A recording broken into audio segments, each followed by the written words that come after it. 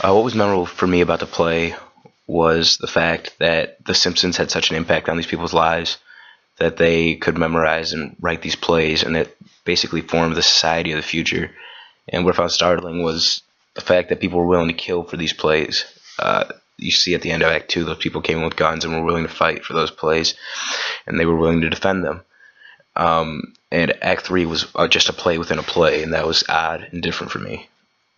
Three prominent themes in the play are loss. Everyone lost something when the meltdown happened.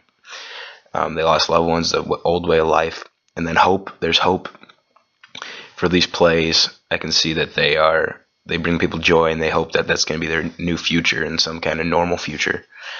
And it's not going to be the same as the old one, but hopefully this one will become normal. And then desperation is one, too, is the third one. So because they're still in a post-apocalyptic world, and there's death around every corner, and this is what they're doing to survive. Act 3 is a play within a play. It's an example of meta theater, and three characteristics of this play is they use completely different people, or they're not the same people, characters that we came to know in the Act 1 and Act 2. It references things in today's pop culture that they didn't mention earlier in the play, and then references things from earlier in the play as well.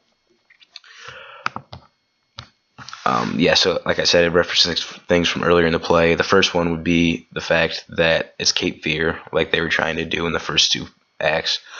The second one is, I remember them talking about Toxic from Britney Spears in Act 2, and they had some of that song in Act 3.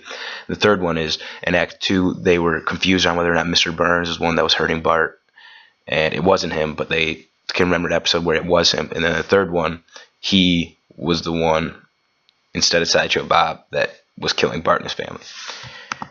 And some pop culture things, and this tells you about the world of Mr. Burns. It was a very dark play, and that kind of is reminiscent of the world that would be around at that time.